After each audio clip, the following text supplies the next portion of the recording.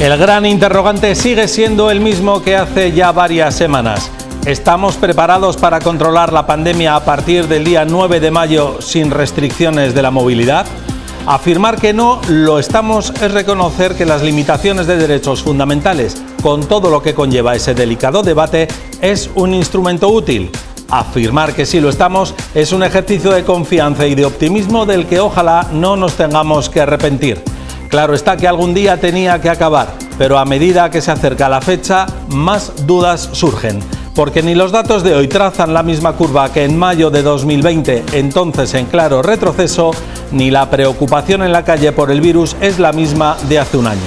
Cierto es que muchos riojanos están ya vacunados, pero no los suficientes. La gran pregunta solo tendrá respuesta en la recta final de mayo. Será entonces cuando sepamos si acabar con el estado de alarma ha sido un acierto o un error.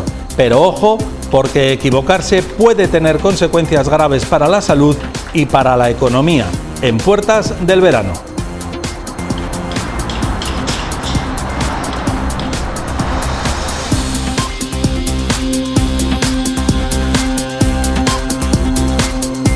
¿Qué tal? Muy buenas noches. El gobierno de Sánchez ya dejó claro hace más de un mes que no prorrogaría el estado de alarma y parece que así va a ser. Salvo giro de 180 grados poco probable ya hoy, tras haberse aprobado un decreto que permite a las comunidades autónomas recurrir al Supremo, todo apunta a que el día 9 podremos entrar y salir de La Rioja.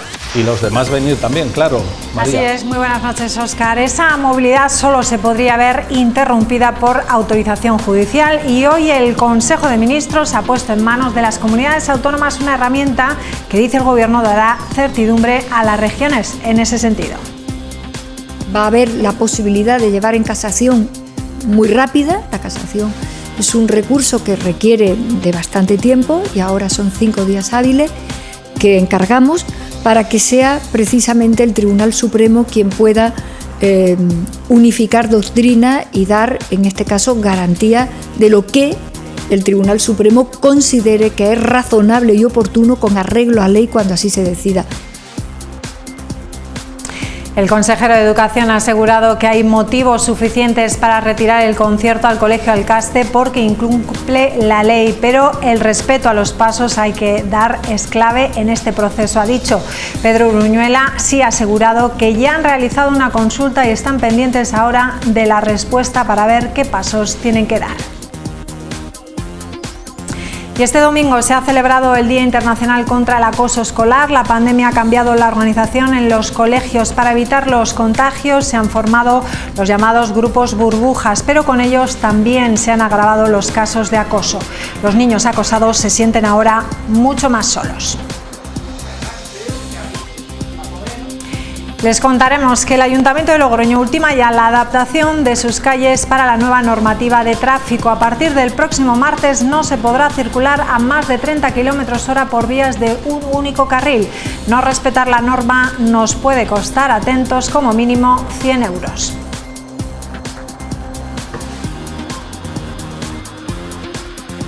En el marco de la celebración del Día de la Libertad de Expresión, la Asociación de la Prensa Riojana ha entregado esta mañana sus galardones. El Gran Reserva en esta ocasión ha ido a parar al Gabinete de Prensa de la Policía Nacional. En el lado contrario, los premios fuera de denominación, la premiada este año ha sido la consejera de Participación, Raquel Romero.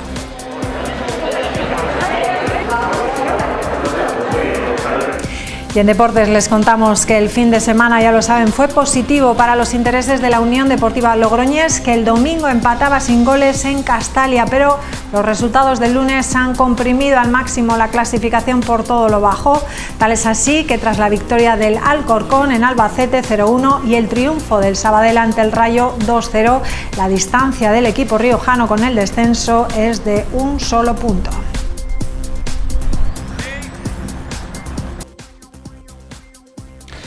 Hoy en la entrevista de Punto de Encuentro vamos a hablar de pandemia en todas sus vertientes.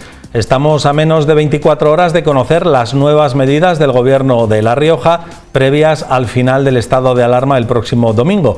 Y nos acompaña en las 7 el director general de Salud Pública del Gobierno de La Rioja, Pello Latasa. Bienvenido, ¿qué tal? Muy buenas noches. Hola, buenas noches. Ayer decía la presidenta de La Rioja, Concha Andreu, que con los datos que había sobre la mesa no sería necesario recurrir a ese nivel 3 plus nuevo que ella anunció, de cierre perimetral. ¿Qué diferencia va a haber entre el sábado y el domingo a nivel de incidencia para que el sábado estemos cerrados y el domingo estemos completamente abiertos? Bueno, yo creo que lo importante es tener en cuenta que estamos ante un cambio de etapa que no significa que termine la crisis sanitaria. La crisis sanitaria continúa a pesar de que decae el estado de alarma. Pero en esta nueva etapa la ciudadanía de algún modo tiene la oportunidad de manifestar, de poner en valor todo eso que ha aprendido durante este tiempo y poner en práctica toda esa capacidad de protegerse a sí mismo y proteger al colectivo y a sus seres más cercanos para evitar la transmisión del virus. En este cambio de etapa, la apuesta o la principal estrategia es porque esas personas o porque esa gente o nuestra población de algún modo dé un paso al frente y asuma la gran carga que supone evitar la transmisión del virus, ¿no? Que de algún modo pues ya va siendo hora, gracias a la evolución de los datos y a la evolución de la campaña de vacunación, de cambiar el escenario y devolver de algún modo a la gente pues algo lo más parecido posible a una nueva normalidad. Limitar la movilidad ha sido hasta ahora una de las cuestiones que desde el Gobierno más se ha defendido, no solo el suyo, no solo al que pertenece, sino prácticamente de todos los gobiernos autonómicos. Entenderá que lo que ha sido una norma muy defendida hasta ahora por todos los gobiernos deje de serlo, a la ciudadanía de alguna manera le genere cierto desconcierto. Sí, vamos a ver, aquí hay varias cuestiones, ¿no? Como decía antes, a pesar de que cambie el marco jurídico, las recomendaciones siguen siendo las mismas. La movilidad y la pandemia no son buenas compañeras, pero sí que tenemos ahora mismo algo que no teníamos hace unas semanas o incluso hace unos meses, ¿no? Que es un porcentaje de la población importante que está inmunizado frente al virus o que está en proceso de tener una inmunización completa. Ante esta situación en la cual el grupo de personas vulnerables a padecer formas graves de enfermedad se va reduciendo, sí que es cierto que hay ciertos riesgos que se pueden volver a empezar a asumir, siempre con mucha precaución y siempre con mucho cuidado, porque no sabemos cómo va a evolucionar el virus. A veces, como hemos podido observar, aparecen mutaciones que le confieren nuevas características, aparecen nuevas variantes y eso nos hace tener que estar en guardia y seguir manteniendo las medidas a pesar de que continuemos con la campaña de vacunación, de tal modo que ahora estamos en esa etapa donde tenemos que encajar esas dos estrategias, ¿no? Las medidas no farmacológicas que venimos aplicando hasta ahora en un marco jurídico diferente, pero las medidas son las mismas, y la campaña de vacunación masiva que estamos llevando a cabo. Ayer la presidenta informaba de que iba a haber un nuevo semáforo con 3 niveles y luego se podía, digamos, un 3 agravado o un 3 plus, al que hacía referencia con anterioridad, que es en el que tendría que entrar ya a actuar la justicia para, bueno, pues para restar derechos fundamentales como los que ahora están restados, eliminados suspendidos por el estado de alarma. ¿Dónde va a estar? No creo que me lo avance, pero ¿por dónde podría ir ese umbral en el que posiblemente haya que pulsar ese botón rojo? Bueno, pues yo creo que esta es una decisión que debe tenerse en consideración no solamente con los criterios de salud, basado en los criterios de salud, pero también con criterios de otras entidades y de otros agentes, ¿no? Al fin y al cabo, esta crisis empezó siendo una crisis sanitaria, sigue siendo una crisis mayormente sanitaria, pero no hay que olvidar que la pandemia en sí misma afecta transversalmente a todos los elementos de la sociedad, no solamente a la salud, afecta también a la sociedad, afecta a la economía y afecta a otras cuestiones que es necesario tener en consideración. En cualquier caso, tanto dentro como fuera del estado de alarma, en La Rioja se han tomado las medidas que se han creído necesarias tomar, y cuando era necesario ratificarlas, las hemos ratificado o solicitado autorización a los jueces, ¿no? Es decir, que no hay ningún inconveniente para plantearlas y adoptarlas, esas medidas, aunque cambie el marco jurídico general y decaiga el estado de alarma. Por cierto, los políticos, yo no sé si usted se considera político también, además de experto, porque pues, siendo director general, pues tiene un puesto de responsabilidad política dentro de un gobierno, aunque realmente su profesión y a lo que usted se dedica normalmente es la medicina y la ciencia en este caso. Siempre los políticos dicen que deciden lo que les dicen los que saben. ¿Usted alguna vez ha propuesto algo, ustedes de la parte de los que saben, que no se haya decidido? Pues en relación al comentario que hace, es una pregunta que yo tampoco sé responderle. No sabría decirle exactamente si mi papel es más político o es más técnico, ¿no? Pero en cualquier caso tengo la suerte de poder participar de ambos mundos, ¿no? Y de ambos escenarios.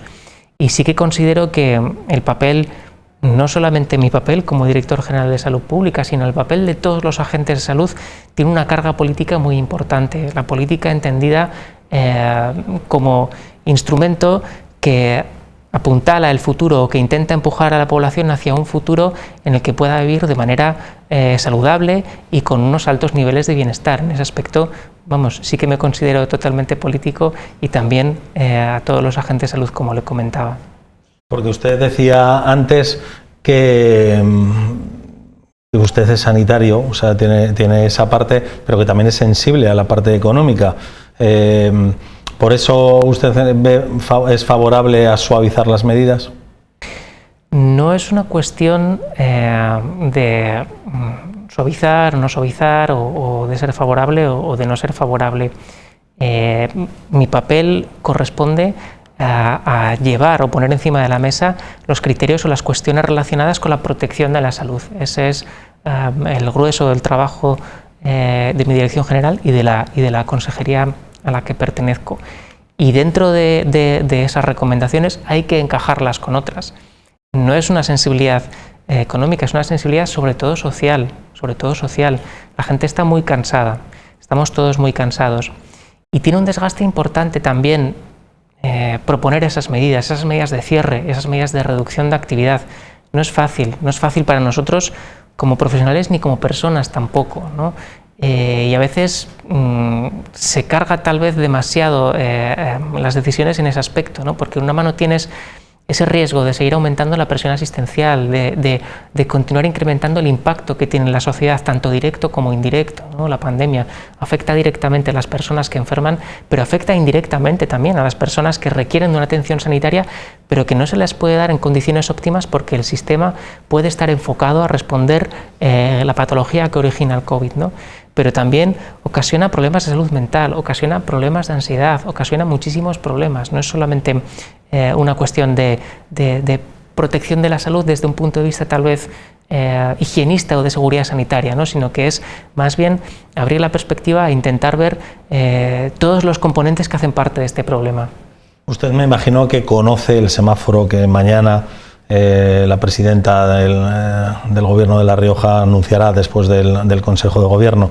Es un semáforo en el que en 3 niveles se agrupan todas las medidas y todos los criterios que antes venían recogidos en 6. De esta manera, la horquilla va a ser mucho más amplia para recoger los mismos criterios. ¿No se corre el riesgo de que pierda efectividad al ampliar las horquillas para pasar de un nivel a otro, hacia arriba o hacia abajo? Uh-huh. Bueno, en principio los umbrales de los niveles están por definir de manera, finalizada. Hay varias propuestas, se valorará la que corresponda y sea más oportuna en el momento dado. Las medidas que van dentro de esos paquetes de medidas son como las que venían estando hasta ahora, en el sentido de que son medidas que técnicamente serían las más eficaces, técnicamente son aquellas que apuntan hacia reducir la probabilidad de que ocurran contactos en los que haya un evento de transmisión, es decir, reducir el número de personas, reducir de algún modo esas probabilidades, ¿no? De que es en ese contacto entre personas que pueden ser susceptibles de padecer la enfermedad. ¿Con qué perspectiva trabaja usted en cuanto a la evolución epidemiológica? Porque yo no sé si el domingo puede suponer abrir la espita para una subida constante, prolongada, no sé si rápida o lenta, pero ¿con qué perspectiva trabaja usted, como experto que es en la materia, de incidencia a futuro, a 15, 20 días? Pues yo creo que es complicado hacer una predicción más allá de la propia semana en la que estamos, ¿no? Y esta pandemia nos ha enseñado que en 10 días más o menos puede cambiar radicalmente la tendencia que se está observando. Como decía al principio de la entrevista, sí que tenemos ahora un elemento que antes no teníamos, y es un suelo de población que ya no es susceptible. La pandemia o una epidemia en general es muy asimilable a un fuego, ¿no? El fuego va consumiendo todo aquello que puede consumir. Cuando llega algo que ya no puede quemar, no continúa propagándose, ¿no? Lo que hacemos de algún modo con la vacunación son cortafuegos. Son cortafuegos que además están en la población que es más vulnerable y que más puede ocasionar, en la que más impacto puede ocasionar la pandemia, ¿no? Padeciendo formas graves de enfermedad. De tal manera que eso no lo teníamos antes y ahora sí lo tenemos. Tenemos un porcentaje muy importante con una pauta de vacunación completa y todavía un porcentaje de población mayor que ha recibido al menos una dosis y que eso otorga cierto grado de inmunidad, ¿no? De tal manera que esperamos que esto cambie el escenario y que esto haga que no ocurran incrementos tan rápidos y tan elevados como hemos visto anteriormente. Dicho esto, no sabemos lo que va a ocurrir y tendremos que seguirlo de cerca como hacemos semanalmente. Si subieran los casos, déjeme ponerme en un escenario pesimista, o no, porque para ser optimista siempre hay tiempo, también me puede decir usted para ser pesimista también, pero si subieran los casos, ¿nos habríamos equivocado al anular el estado de alarma? Bueno, yo creo que porque con el estado de alarma, la verdad es que incluso los más reacios hace meses se están sintiendo seguros. Yo creo que cabe destacar también lo que comentábamos antes, ¿no? Fuera del estado de alarma también hemos hecho intervenciones importantes para contener la propagación del virus. Digamos, de algún modo, el espíritu del estado de alarma es precisamente ese, un momento en el cual hacen falta instrumentos especiales, adicionales, para contener la propagación, ¿no? Ya hemos aprendido a utilizar este tipo de instrumentos, ahora cambia el marco jurídico y cambiaremos la manera de habilitarlos, pero lo que se ha mostrado eficaz continuaremos proponiéndolo en la medida que la situación epidemiológica aconseje que hay que proponerlo. ¿Y usted hubiera sido partidario de prorrogarlo? Más allá de que mañana, de que ya se da por hecho de que no va a haber prórroga del estado de alarma y de que se van a tener que aprobar por parte del Consejo de Gobierno una serie de medidas que incluyen recurrir a la justicia. Tener que recurrir a la justicia quiere decir que iríamos en mal camino. Responsabilidades compartidas, supongo, entre todos, entre el Gobierno por tomar la decisión de abrir, entre los sanitarios por no recomendar bien y los ciudadanos posiblemente por no haber actuado de una forma consciente a partir del 9 de mayo. Yo creo que lo principal es que las decisiones se tomen con todos los elementos que tienen que tenerse en consideración para su adopción. Mi propuesta va por la parte de los criterios sanitarios, pero hay muchos más criterios que deben ser tenidos en consideración, ¿no? Entre ellos los que comentábamos al principio, una población fatigada, una población cansada, una sociedad que necesita ver que avanzamos, porque estamos avanzando, es verdad que estamos avanzando, y es verdad que el número de personas susceptibles está reduciéndose, ¿no? Y eso tiene que verse en los distintos cambios que vayamos haciendo. ¿Cuándo hacerlo? Es una pregunta que es muy difícil de responder. ¿Qué diferencia hay entre hacerlo un domingo o un lunes, o un domingo antes o un domingo después? Pues veremos cuáles son las circunstancias. Pero en principio lo relevante y de lo que soy partidario es que se tengan en cuenta todos los elementos a la hora de tomar la decisión, que es lo que ha hecho al final este gobierno, escuchar a todos los agentes, escuchar a todas las partes implicadas y hacerles participar del proceso.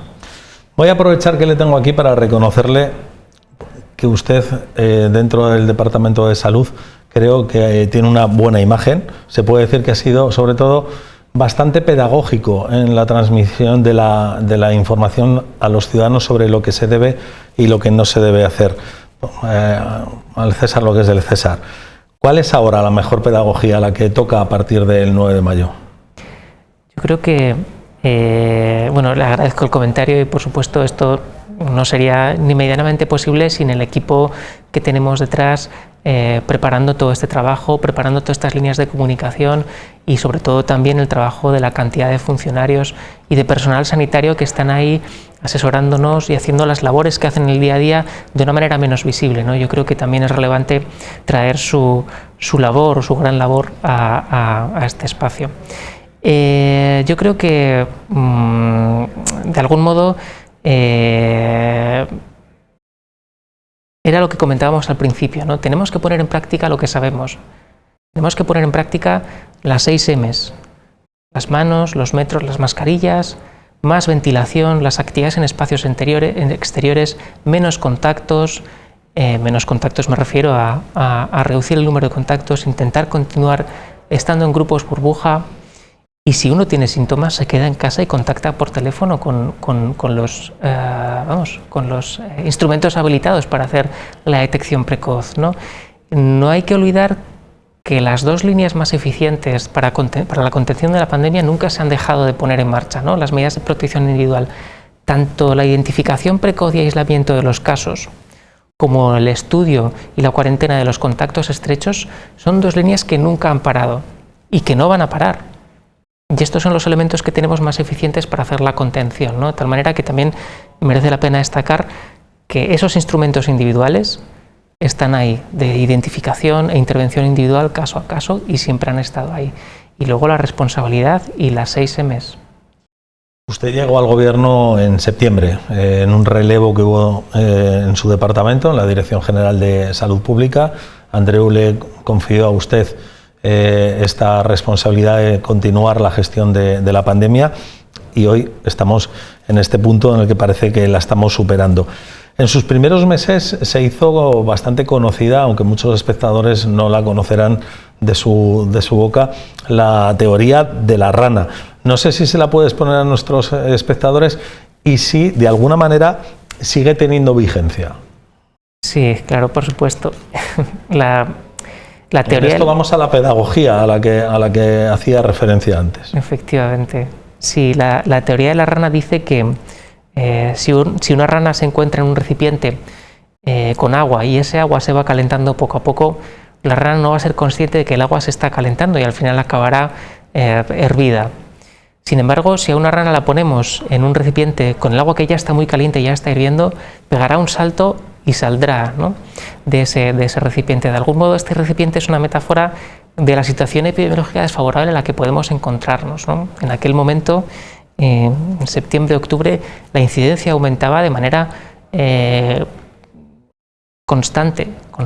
La incidencia ahora está aumentando de una manera mucho más lenta de lo que lo hacía en aquel entonces, ¿no? De hecho, ahora mismo la incidencia acumulada de 7 días parece que quiere mostrar un cambio de tendencia. Veremos si se consolida en los próximos días, ¿no? Pero no es exactamente el mismo escenario ni por magnitud, ni por magnitud absoluta de los números que estamos viendo, ni tampoco por la pendiente de la curva que veíamos en aquel entonces con la que estamos viendo ahora. Yo creo que la metáfora sigue vigente, pero ahora mismo, digámoslo así, o por seguir con esa metáfora, el agua se está calentando mucho más despacio, incluso puede que ya no se esté calentando tanto. Vamos a ver si se va enfriando. Vamos a entrar en el terreno de las vacunas, al que también hacía usted referencia hace un momento. Y el objetivo de vacunación siempre se ha marcado por todas las administraciones, tanto el gobierno autonómico como el gobierno de la nación, en el 70% para el verano. Pero claro, no es lo mismo alcanzar ese 70% al comienzo del verano que al final del verano. Si se alcanza al final, ¿usted se sentiría decepcionado? ¿Se dejaría de mover mucha economía por tocar esa vertiente económica a la que también usted ha hecho referencia antes? Sí, a mí me gustaría, más que tocar la vertiente económica, que al final la economía es una parte de la sociedad, tocar la vertiente social, ¿no? Hay mucha gente que no se ha movido de la comunidad, no ha podido desplazarse para ver a sus seres queridos, no ha podido descansar en las condiciones en las que les hubiese gustado, o no ha podido disfrutar de unas vacaciones como habitualmente estaba acostumbrado. Yo creo que esto es una cuestión que debemos tener en cuenta porque puede ayudar de algún modo a sobrellevar esa fatiga, ¿no?, de la que hablábamos en un principio. Se está hablando en verano porque hay muchos elementos que hacen que la predicción a futuro tenga algunas incógnitas, ¿no? no sabemos las nuevas casas comerciales que van a entrar a proveernos de vacunas, no sabemos si van a haber nuevos incrementos en la disponibilidad de dosis, y hay muchas cuestiones que no sabemos si van a aparecer nuevos efectos secundarios, ¿no? No tenemos que olvidar que tenemos unos sistemas de farmacovigilancia que funcionan de una manera muy buena, que son capaces de levantar una alerta cuando hace falta levantarla, que nos permiten pausar y reflexionar sobre el uso que estamos haciendo de las vacunas y utilizarlas maximizando el balance riesgo-beneficio, ¿no? De tal manera que poner una fecha fija es muy difícil en este escenario, el que no sabemos lo que va a ir entrando y el que no sabemos qué utilidad o qué utilización podemos hacer de lo que tenemos ya aprobado. Se ha aprendido el error de haber marcado una fecha y un porcentaje, que entiendo de su respuesta. Siguiendo al ritmo de vacunación que pues ya va alcanzando una velocidad alta prácticamente generalizada en toda España, en La Rioja también, al verano se puede llegar con un porcentaje de seguridad alta, sino al menos el objetivo marcado por el Gobierno. Cuando digo empezar el verano me refiero al mes de julio, a lo que todo el mundo llama verano y vacacionar con ciertas garantías. Yo creo que independientemente del momento exacto e independientemente del porcentaje preciso, el objetivo que nosotros tenemos ahora mismo y que estamos poniendo en práctica es administrar todas las vacunas que nos llegan lo antes posible, garantizando la administración de la pauta de inmunización completa. Para eso a veces tenemos que hacer pequeños estocajes que nos permitan absorber ciertos niveles de contingencia. Pero yo creo que este debe ser nuestro objetivo ahora mismo. Ya veremos cuándo llegamos, ya veremos a qué porcentaje llegamos, pero mientras lleguen las vacunas lo que tenemos que hacer es administrarlas lo antes posible, y es precisamente lo que nos está ayudando a llegar, como bien ha mencionado, a una velocidad de inmunización muy, muy elevada. Eso y el trabajo a destajo de todo el personal del Servicio Riojano de Salud. Decía que uno de los objetivos es inocular todas las vacunas. ¿Qué ocurre cuando sobran? Porque no hace más de un día o 2 días hemos conocido de alguna comunidad autónoma en la que 100 vacunas se han ido a la basura, no las ha aprovechado nadie, se han ido directamente a la basura. ¿Qué ocurre con las que sobran, si es que sobran? Sí, en principio la estrategia está pensada para optimizar esa distribución de vacunas, ¿no?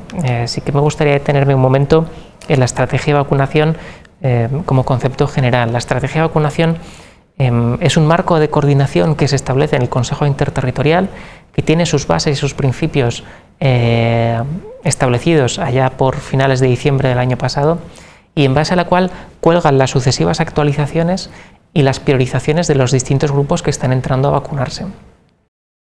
Dentro de esa estrategia está contemplada la optimización de la distribución de estas vacunas. Puede ser que llegue un momento en el que haya tal cantidad de vacunas que tal vez algunas tarden más en administrarse en detrimento de otras, que se administren más rápido porque sean más fácilmente identificables los grupos o esté más claro en ese momento cuál es su pauta de administración. En cualquier caso, lo que no vamos a hacer es dejar de vacunar al máximo ritmo posible. ¿Está preparado el sistema para asumir un ritmo mayor de vacunación del que en este momento se está aplicando en nuestra comunidad? Sí, sin duda alguna. En nuestra comunidad, en La Rioja, seríamos perfectamente capaces de incluso poner más dosis de las que estamos poniendo ahora mismo. ¿Y teme algún problema de suministro? O sea, que pueda ocurrir, pues vayamos hacia atrás, en lugar de ir avanzando, vayamos hacia atrás en el tema de suministros. Por ejemplo, la India, un país productor de vacunas, está en una crisis sanitaria complicadísima. ¿Se contempla el escenario de que podamos dar un paso hacia atrás en ese sentido? Yo creo que sí. Una de las cosas que nos ha enseñado esta pandemia es a no creernos en posesión del futuro. No sabemos lo que va a pasar en el futuro. No podemos descartar que haya un incendio en una planta de producción o alguna cuestión que impida la llegada de las vacunas tal y como estaba previsto, pero necesitamos un marco sobre el que establecernos y un marco sobre el que trabajar. Y en cualquier caso, la estrategia de acopio de vacunas que se ha realizado no solamente por nuestro gobierno autonómico, también por el gobierno nacional y de la mano con la Comisión Europea y con las instituciones supranacionales, precisamente para reducir el riesgo de estas contingencias, lo que hace es utilizar las líneas de producción de varios proveedores, de tal manera que si algún proveedor da problemas o cae, aún queda el resto de proveedores que pueden estar suministrando. Esto de algún modo garantiza que o genera un escenario en el que es más fácil que el suministro de vacunas se mantenga lo más estable posible. Las vacunas han generado muchos debates, algunos de ellos bastante estériles, pero los ciudadanos de alguna manera yo percibo que se sienten inseguros cuando tampoco ven seguridad en quienes deciden sobre cuestiones tan importantes como la vacuna. No sé si el miedo a vacunarse, que por ejemplo se percibió hace 2 meses, y todos los sucesivos titulares que se han visto respecto a AstraZeneca han cesado ya y la población ha perdido ese miedo, ha recuperado la confianza. Yo creo que la población tiene más sentido común del que a veces creemos. Evidentemente, si hay un aluvión de noticias que va en una dirección, influirá de algún modo en su percepción de las cosas, pero los hechos o la realidad es tozuda, y al final lo que sabemos es que las vacunas, tal y como las estamos pautando, son seguras, son eficaces, y no hay que tener miedo a las vacunas. La mejor vacuna es la vacuna que está puesta, eso yo creo que vaya por delante, ¿no? Y en los estudios de eficacia de las vacunas sí que me gustaría añadir que no son directamente comparables porque no están hechas sobre las mismas poblaciones. No hay ningún estudio que realmente haya comparado directamente 2 vacunas, ¿no? Son estudios diferentes con poblaciones diferentes en momentos epidémicos diferentes, ¿no? Y lo que vemos con los datos de la vida real es que con algunas de ellas se había infraestimado su efectividad y que su efectividad real es bastante más alta de la que aparecía en los ensayos clínicos. Pero en todas las vacunas que tenemos administradas sí que tienen la misma eficacia, que es absoluta, para la prevención de los casos graves, las defunciones y los ingresos en cuidados críticos. Dígalo sin cortarse, los medios de comunicación hemos contribuido a generar inquietud en la ciudadanía al destacar titulares con unas casuísticas que en muchos casos entran dentro de los ratios normales de la medicación. Pues la verdad es que yo creo que la gente necesita estar informada, debe estar informada de lo que está pasando, sobre todo porque el acto de vacunación es voluntario. Nosotros tenemos la obligación de ofrecer esa vacunación porque creemos que es lo más adecuado, y no lo haríamos si no tuviésemos todas las garantías de seguridad y eficacia.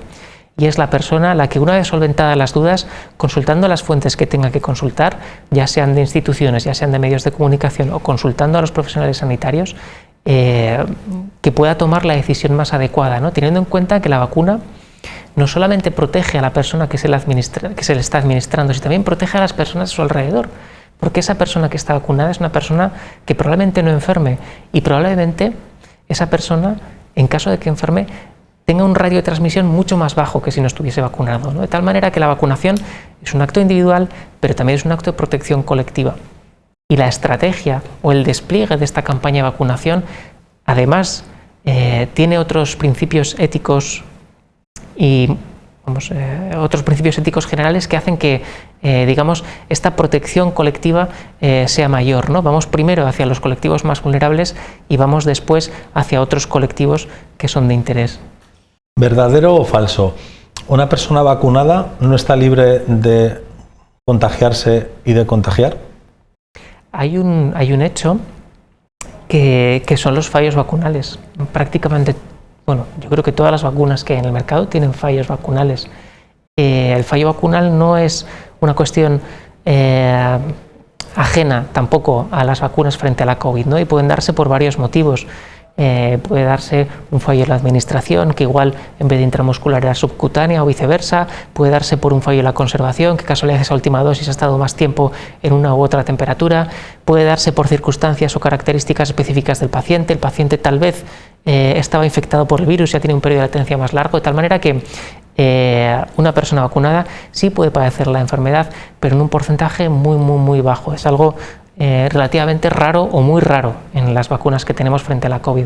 ¿Quiere decir que en un momento en el que se alcance un porcentaje de vacunación de población alto, el uso de la mascarilla puede comenzar a relajarse, como se ha venido especulando en las últimas semanas? Sí, como comentábamos al principio, El despliegue de la campaña de vacunación con las medidas no farmacológicas tienen que ir acompasándose el uno con el otro, ¿no? Y a medida que uno avanza, el otro debe retroceder o cederle espacio, o viceversa, ¿no? Si se ve que apareciese una nueva variante que es resistente a la inmunidad producida por las vacunas, las medidas no farmacológicas deberían de nuevo cobrar más protagonismo, ¿no? Sin embargo, si se ve que las vacunas son buenas, la incidencia sigue bajando y llegamos a un escenario en el cual prácticamente consigamos reducir la enfermedad a su mínima expresión, pues probablemente muchas de las medidas no farmacológicas que tenemos ahora en marcha pueden ajustarse o incluso retirarse. Es un escenario al que probablemente lleguemos, pero todavía no estamos ahí. Hablando de cepas, hasta hace poco de la que más se hablaba era de la inglesa. Se le hizo un seguimiento, evidentemente, muchos casos de cepa inglesa en La Rioja a lo largo de los últimos 2 meses, pero ahora está el foco puesto en la cepa india. ¿Qué nos puede aportar que sepa sobre cómo se está transmitiendo esta cepa a Europa y si puede llegar a España con mayor grado de penetración que el actual? Yo creo que lo primero, lo más relevante es destacar que la aparición de nuevas variantes o mutaciones no es un hecho excepcional de este virus. De hecho, es lo común. Habitualmente los microorganismos van adquiriendo ventajas que les permiten ocupar un nicho, ¿no? Un determinado nicho ecológico.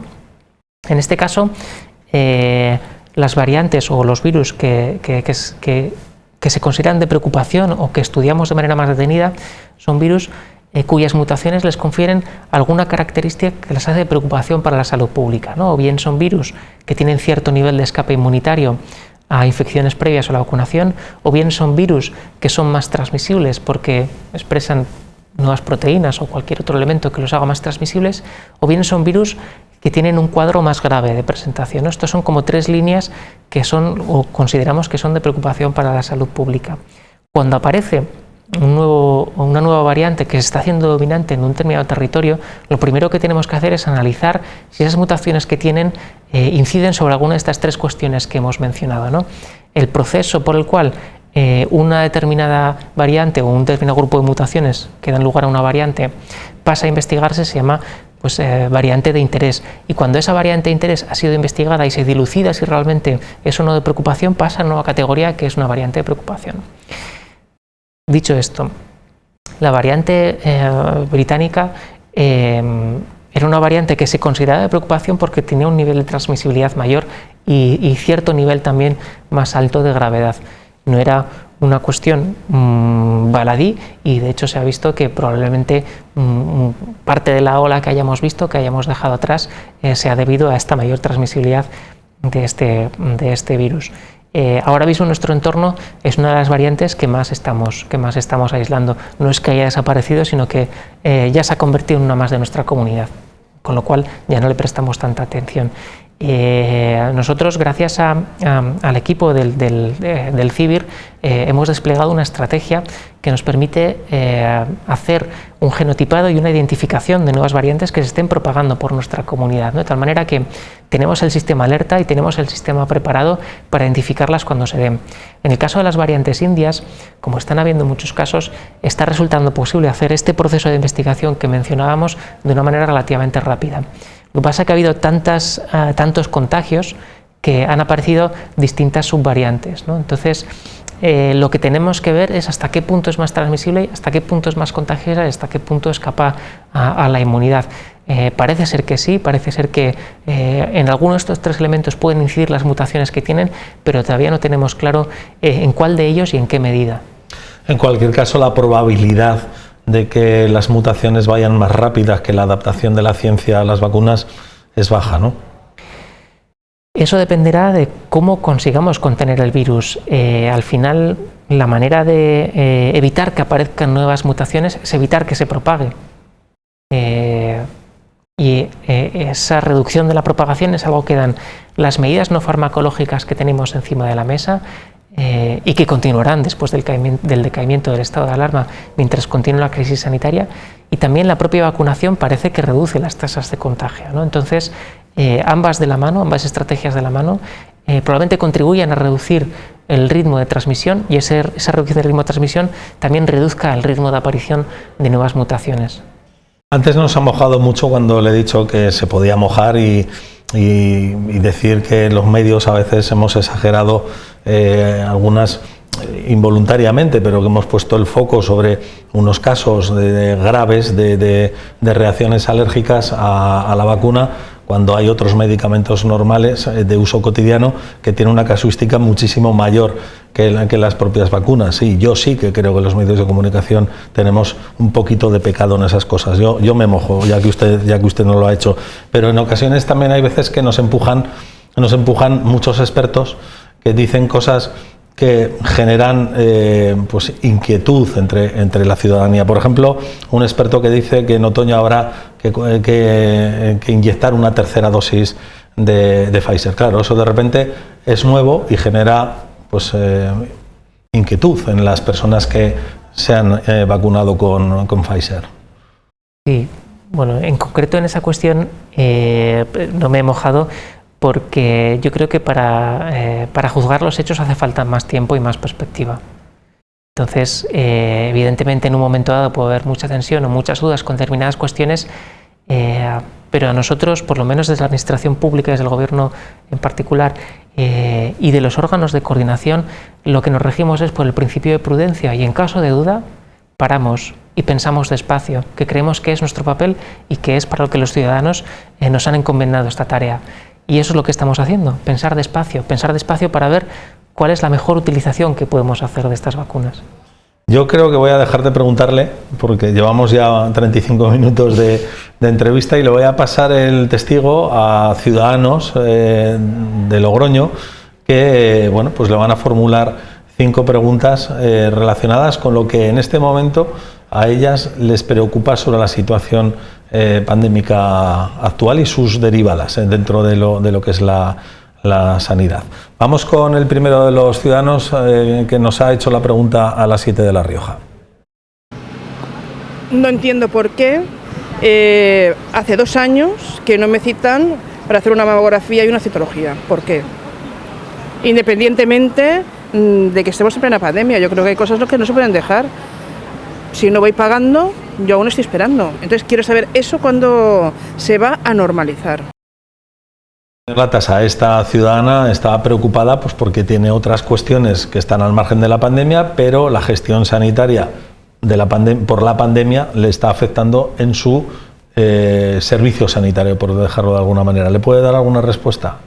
Sí, efectivamente, es lo que comentábamos al principio. La pandemia impacta en todos los elementos, impacta directamente en las personas que sufren la enfermedad y requieren asistencia sanitaria, pero impacta también directamente sobre aquellas personas que, aunque no padezcan la enfermedad, requieren de asistencia sanitaria también, ¿no?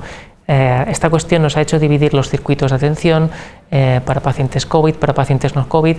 En ocasiones de mucha presión asistencial nos ha obligado a girar el sistema para la atención más específica, o digamos de una manera más rápida, a pacientes COVID, y es uno de los efectos secundarios de esta pandemia, ¿no? Que decíamos al principio, no solamente afecta a quien la padece, sino también afecta a quien no padece la infección. Continuamos con el siguiente riojano, que tiene una pregunta para el director general. Quería preguntar si el 9 de mayo vamos a poder juntarnos con distintas personas o con el mismo grupo de 6 que nos estábamos juntando. Aquí me imagino que me va usted a decir que esperemos a mañana. Sí, vamos, yo la respuesta la tengo clara. El 9 de mayo, como decía al principio, no cambia lo que son las recomendaciones. Las recomendaciones siguen siendo las mismas y son reducir los contactos. Tercera pregunta. Que tengo es por qué los ambulatorios no atienden como atendían antes, que se llama por teléfono y no hay forma de que te cojan los teléfonos, y en las reservas tampoco, dicen de llamar a cierto número de teléfono y y nada, y no hay forma. Yo creo que podría ser algo similar a lo de la primera ciudadana que le ha hecho la pregunta. Sí, efectivamente, la atención sanitaria se ha mantenido en la medida en las que las posibilidades de la pandemia lo han permitido. Uh-huh. Vamos a ver qué es lo que pregunta nuestro cuarto ciudadano anónimo. Estoy en la franja de edad, 50 a 60 años, y me gustaría saber más o menos pues cuándo me va a tocar vacunarme. Si va a ser antes del verano o será ya después. Es la principal duda que tengo ahora mismo. Pues le preocupa a este ciudadano, evidentemente, cuándo le va a tocar a él. Está entre los 50 y los 60. No sé si, además de responderle a él en concreto, le puede responder también a otros que estén entre los 40 y los 50, por aquello de ir anticipándoles lo que está por venir. Sí, vamos, yo creo que, como comentábamos al principio, relativo a la estrategia de vacunación, la priorización de los grupos es bastante clara y además es de acceso público, y ahí se puede ver cuál sería el siguiente grupo que entraría después de las personas de 60 y más años, ¿no? En este caso, la principal opción es avanzar por cohortes de edad, dado que es el instrumento que nos permite desplegar la campaña de vacunación de la manera lo más rápida posible, ¿no? Y serán los próximos, evidentemente. Esa corte de edad será la próxima cuando acabemos con las personas de 60 y más años, los de 50 a 60. Vamos con el último ciudadano, la última pregunta que le lanzan desde la calle, señor Latasa. Que yo quería preguntarle qué va a pasar con la segunda dosis de AstraZeneca, que estamos ahí en el limbo, cuando en otros países de Europa sí que están dejando ponérsela de manera voluntaria. Está visto que es segura y eficaz y no sé por qué aquí nos han dejado medias con la vacunación. Entonces me parece un tema muy importante y algo a tener en cuenta. Es un tema importante, como dice nuestra espectadora. Sí, es un tema muy importante. Aquí sí que cabe la pena destacar que dentro de las pautas de vacunación probablemente la dosis que sea más importante sea la primera dosis, porque de no tener ninguna vacuna administrada a tener la primera dosis hay un cambio muy importante en el sistema inmune. Lo que se ha visto con la vacuna de AstraZeneca es que la administración de la segunda dosis, cuanto más se ha espaciado la primera, ha mostrado niveles de efectividad relativamente mayores, ¿no? Pero las casas, en general, las casas comerciales que ponen las vacunas en el mercado, dan distancias mínimas de vacunación, no suelen dar distancias máximas. En general se considera que la dosis de vacuna que ya está administrada es una dosis que cuenta a efectos de la inmunidad, de tal manera que las personas que tienen al menos una dosis tienen un cierto nivel de protección. Es cierto que los estudios no garantizan cuál es ese nivel de protección, pero sí que es un nivel de protección. La decisión que se ha adoptado es, en los menores de 60 años, prolongarlo unas cuantas semanas más a la espera de que podamos analizar más datos de las reacciones adversas que han aparecido en la administración de segundas dosis en aquellos países que han mantenido la pauta completa, ¿no?